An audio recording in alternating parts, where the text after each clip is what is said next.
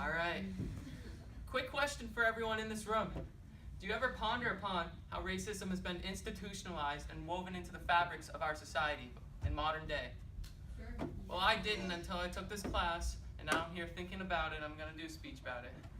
So, racism still exists today in three forms: flawed school systems, flawed prison systems, and even our own racial profiling or implicit biases. So let's begin by talking about the flawed manner in which schools teach about subjects related to racism, specifically slavery. In this first clip I'm going to show you here, it shows that only 8% of students knew what caused the Civil War.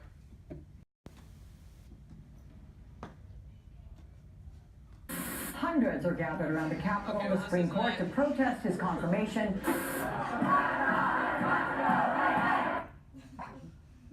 Online survey found that only 8% of American high school seniors could identify slavery as the central cause of the Civil War. Alright, so that's not good at all.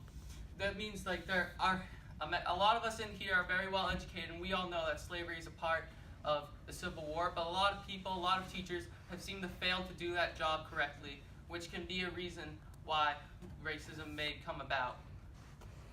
Next, another example of a flawed school system or a flawed teaching of it is when a teacher handed out a paper trying to compare and contrast the positives and the negatives of slavery.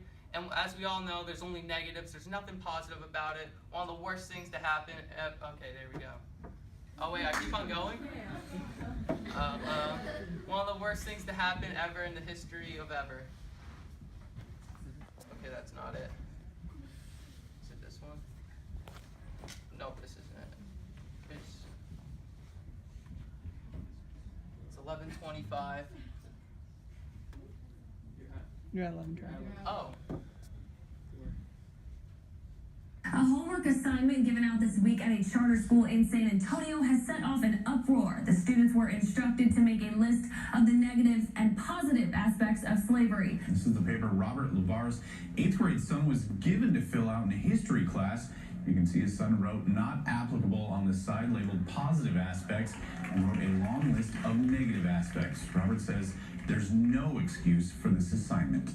Okay, So that's also really bad, because if any of your teachers are teaching you that there should be some positive aspects of slavery, that's obviously racist, as we all know, and that's really not good. And in the earlier stages of life when you're learning, that's your teachers can be a role model. If they're being racist, that could cause you to be racist as well. Now my third example is really extreme, and I'm sure this doesn't happen a lot, but a teacher wanted to tie up some African American students and stand on their back while making them watch the movie Roots, and that'll be shown right here. Captains, the email described, and the children slaves. They use masking tape to tie their wrists together, make them lay on the ground, and in a dark room have them watch a clip from the film Roots. what the people? Okay, so again, that's just like that.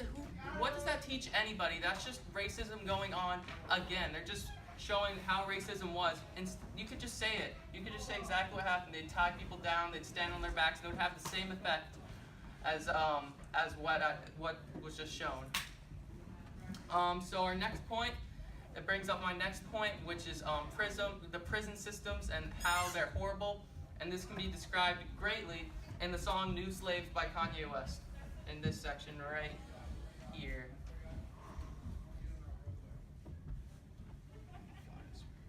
Meanwhile, the DEA teamed up with the CCA. They try and lock people up. They try and make new slaves. See, that's that probably on prison. Get your piece today. They probably all in their hands, just bragging about what they make.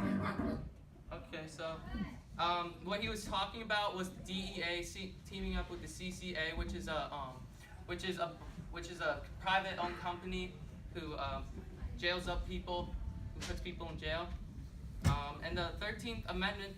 This all stems from the 13th Amendment, which states that neither slavery nor involuntary servitude, except as a punishment for crime, where a party shall be dully convicted, shall exist within the United States or any place of their jurisdiction.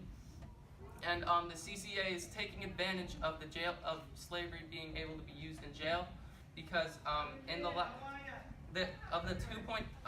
U.S. has the most people in jail. They have 2.3 million people, and this is a historical anomaly because despite the relatively stable incarceration rates earlier in the 20th century, our prison population has grown over 500% between 1987 and 2017, and that is extremely disproportional to our population growth.